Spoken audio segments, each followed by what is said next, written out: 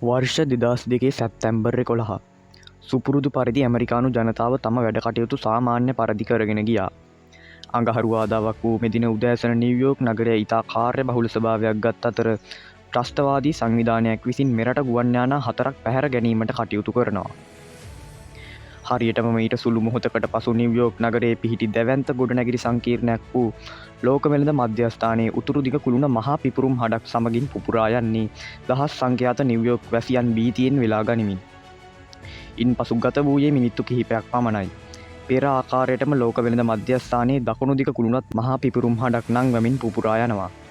ඊට සුළු මොහොතකට පසු එක්සත් ජනපදයේ හමුදා මූලස්ථානය වූ පෙන්ටගනයත් පුපුරා ගොස් මහා දුමාරයකින් වැසී යනවා.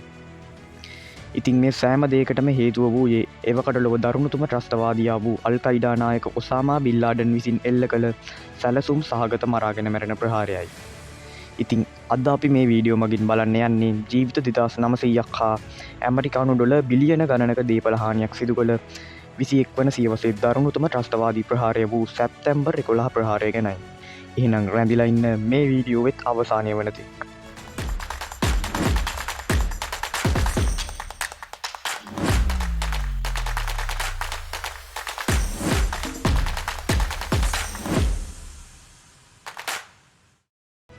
ඇමරිකානු හමුදාව විසින් වර්තමානයේ මෙන්ම අතීතයේද ඊශ්‍රායලයට යුදමය අතින් සහයෝගය දක්වනු ලැබුවා. නමුත් එවකට ලොව පැවති විශාලතම ත්‍රස්තවාදී සංවිධානයක් වූ අල් කයිඩා ට්‍රස්ට් සංවිධානය මේට කිසිසේත් කැමති වූයේ නෑ. එමෙන්ම ඇමරිකානු හමුදාව මැද පෙරදිග රඳවා තැබීම සහ ඔවුන් අල් කයිඩා සංවිධානයට විවිධාකාරයෙන් බලපෑම් එල්ල කිරීම හේතුවෙන් අල් කයිඩා ත්‍රස්තවාදීන්ට ඇමරිකාව සමඟ විශාල තරහක් තිබුණා. මුස්ලිම් රටවල් අතර පවතින යුද ගැටුම්වලට එක්සත් ජනපදයේ ඍජුවම වගකිව යුතු බවට අල් කයිඩා ට්‍රස්ට් සංවිධානය චෝදනා කළ අතර ඇමරිකාවට දැනෙන්න ප්‍රහාරයක් එල්ල කිරීමට ඔවුන්ට අවශ්‍ය වුණා. එහි ප්‍රතිඵලයක් වශයෙන් එවකට අල් කයිඩා නායක ඔසාමා බින් ලාඩන් විසින් ඇෆ්ගනිස්තානයේ සිට ඉතා සූක්ෂම ප්‍රහාරයක් සැලසුම් කිරීමට පටන් ගත්තා. වසරකට වැඩි කාලයක් සැලසුම් කළ මේ ප්‍රහාරය සඳහා ඔවුන් විසින් ඇමරිකාව වටා තම ත්‍රස්තවාදීන් ස්ථානගත කළ අතර ඒ හරහා ඇමරිකාවේ අභ්‍යන්තර තත්ත්වය පිළිබඳ හොඳ දැනුමක් ඔවුන් ලබා ගත්තා. 2001 සැප්තැම්බර් 11 දින තම සැලසුම ක්‍රියාත්මක කළ ඔවුන් එදින අලුයම ත්‍රස්තවාදීන් 19 දෙනෙක් එරට නැගෙනහිර වෙරළට ආසන්නව පිහිටි ගුවන් තොටුපොළවල් 3කට රහසිගතව ඇතුල් කිරීමට කටයුතු කරනවා. ගුවන් නියමුවෙකු ලෙස පුහුණුවලත් පුද්ගලයෙකුත් මේ සෑම කණ්ඩායමකටම ඇතුළත් කොට තිබුණා. ගුවන් තොටුපොළවල් වලට ඇතුළුවීමෙන් පසු තම පළමු පියවර සාර්ථක කරගත් මොවුන් ආයුධ සන්නද්ධව හොර රහසේ කැලිෆෝනියාවට ගමන් ගන්නා ගුවන් යානා 4කට ඇතුල් වෙනවා. මෙම ගුවන් යානා දීර්ඝ ගුවන් ගමනක් යෑමට නියමිතව තිබූ නිසා ඉන්ධන විශාල සංඛ්‍යාවක් මේවාට පුරවා තිබුණා. ගුවන් යානා ගුවන්ගත වූ විගස ත්‍රස්තවාදීන් මේවා යටත් කර ගැනීමට කටයුතු කළ අතර AA-11 යානයේ ගමන් මග වෙනස් කළ ත්‍රස්තවාදීන් යානය නිව්යෝර්ක් නගරය දෙසට ගමන් කරවීමට කටයුතු කළා. මගින් 92ක් සමග ගමන්ගත් මේ යානය ත්‍රස්තයින් විසින් පෙරවරු 8:46ට නිව්යෝර්ක්කි ලෝක වෙළඳ මධ්‍යස්ථානයේ උතුරු කුළුණේ ගැටීමට සලස්වනවා. මහා පිපුරුමක් සමගින් ලෝක වෙළඳ මධ්‍යස්ථානයේ ගිනි ගැනීමට පටන් ගත් අතර ආරක්ෂක අංශ කඩිනමින් ඒ වෙත ළඟා වුණා.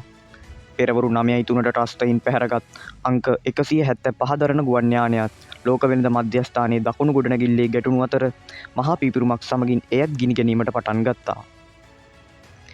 පෙරවරු 9:37 වන විට ත්‍රස්තවාදීන් පැහැරගත් තවත් ගුවන් යානයක් ඇමරිකානු හමුදා මූලස්ථානය වූ පෙන්ටගනයට කඩා වැට්ටූ අතර පෙන්ටගනයේ බටහිර මුහුණත සම්පූර්ණයෙන්ම විනාශ වී යනවා. මේ මොහොත වන විට මුළු ඇමරිකාවම භීතියෙන් වෙලී ගොස් තිබූ අතර සිදුවන දේ සිතා ගැනීමටවත් ඔවුන්ට නොහැකි වුණා.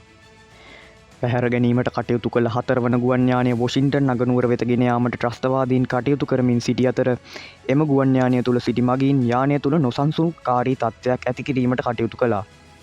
ඔවුන් ත්‍රස්තවාදීන් සමග සටන් කිරීමට පටන් ගත් අතර එහි ප්‍රතිඵලයක් ලෙස එම යානය සිය ඉලක්කය වැරදී පෙන්සිල්වේනියාවේ කැලෑබද ප්‍රදේශයකට කඩා වැටුණා. කෙසේ වෙතත් එම යානය වොෂින්ටන් නුවර කැපිටල් ගොඩනැගිල්ලේ ගැටීමට සැලැස්වීම හෝ දවල මන්දිරයේ ගැටීමට සැලැස්වීම ත්‍රස්තවාදීන්ගේ අරමුණ වන්නට ඇතැයි පිළිගැනෙනවා. පළමු ගුවන් යානා දෙක ලෝක වෙළඳ මධ්‍යස්ථානයේ ගැටෙන අවස්ථාව වන විට ඒ තුල 17000කට වැඩි පිරිසක් සිට තිබූ අතර ප්‍රහාරය සිදු වී පැය එකහමාරකට පසු එනම් පෙරවරු 10:38ට මහල් 110කින් යුත් එම ගොඩනැගිලි සංකීර්ණය සම්පූර්ණයෙන්ම බිමට සමතලා වී යනවා. එමෙන්ම ඒ හරහා නගරය පුරා පැතිර ගිය දැවැන්ත දුමාරය හේතුවෙන් බේරා ගැනීමේ මෙහෙයුම් දියත් කිරීමත් අපහසු කාර්යයක් වූවා. නිව්යෝක් නගරයට එල්ල වූ මේ ප්‍රහාරයෙන් පමණක් 2600ක පිරිසකට තම ජීවිත අහිමි වූ අතර ඔවුන්ට උදව් කිරීමට ගිය නිව්යෝක් ආරක්ෂක අංශවල බටයින් 400කට වැඩි පිරිසක් මින් මරණයට පත්වනවා. පෙන්ටගනයට එල්ල වූ ප්‍රහාරයෙන් 128 දෙනෙකුට තම ජීවිත අහිමි වූ අතර පැහැරගත් ගුවන් යානා 4 සිටි සියලුම දෙනා මරණයට පත්වනවා. එවකට මුළු ලෝකයේම අවධානය ලබාගත් මේ ප්‍රහාර මාලාව තුළින් මිනිසුන් 1977ක් මිය ගිය අතර තවත් 25000කට වැඩි පිරිසක් තුවාල ලැබුවා. එමෙන්ම ඇමරිකානු ඩොලර් බිලියන 10ක අති දැවැන්ත මූල්‍ය පාඩුවකුත් ඇමරිකානු රජයට සිදු වුණා. කෙසේ වෙතත් ඉතා ඉක්මනින් ත්‍රස්තයින් සිදු කළ මේ මහා ජන සංහාරයට ප්‍රතිචාර දැක්වීමට ඇමරිකාව කටයුතු කරනවා. ප්‍රහාරය සිදුවී මාසයක් ගත වන්නටත් පෙර එවක ජනාධිපති ජෝස් බුෂ්ගේ නායකත්වයෙන් යුක්තව ඇමරිකාව ඇෆ්ගනිස්තානය ආක්‍රමණය කළ අතර මේ සඳහා ජාත්‍යන්තර ඒකාබද්ධ හමුදාවක් යොදවනු ලැබුවා. එම ආක්‍රමණයේ අරමුණ වූයේ අල් කයිඩා ජාලය ලොවින් තුරන් කිරීම සහ බිල්ලාඩන් අල්ලා ගැනීමයි. සැප්තැම්බර් 11 ප්‍රහාරය සැලසුම් කළ බවට චෝදනා ලත් කලීඩ් ෂේක් මොහොමඩ් 2003 පාකිස්තානයේදී අත්අඩංගුවට පත් වූ නමුත් 2011 වනතුරු බිල්ලාඩන් අල්ලා ගැනීමට නොහැකි වුණා. කෙසේ වෙතත් අවසානයේදී ඔහු පාකිස්තානයේ සැඟව සිටියදී මරා දැමීමට ඇමරිකානු හමුදාව කටයුතු කරනවා. කෙසේ වෙතත් 20 වසරක් ඇෆ්ගනිස්තානයේ බලය අල්ලාගෙන සිටි ඇමරිකාව ප්‍රමුඛ නේටෝ හමුදාවන් 2021 වසරේ අගෝස්තු මාසයේදී ඇෆ්ගනිස්තානයෙන් පිටව යනවා. වර්තමානය වන විට ඇෆ්ගනිස්තානයේ සෞඛ්‍ය අධ්‍යාපනය ආරක්ෂක ආදී සියලුම අංශ බිඳ වැටීමට ලක් වී තිබෙනවා. කෙසේ වෙතත් බිමට සමතලා වූ ලෝක වෙළඳ මධ්‍යස්ථානයේ සුන්බුන් ඉවත් කිරීම සඳහා මාස 8ක කාලයක් ගත වූ අතර එම භූමියේ නැවත වරක් තනි ගොඩනැගිල්ලකින් යුත් වෙළඳ මධ්‍යස්ථානයක් ඉදු කෙරුණා. පෙන්ටගනයේ නැවත ඉදිකිරීම නිමාවීමට වසරකට ආසන්න කාලයක් ගත වූ අතර 2002 වසරේ අගෝස්තු මාසයේදී පෙන්ටගනයට නැවත වරක් කාර්ය මණ්ඩලය යොදවනු ලැබුවා.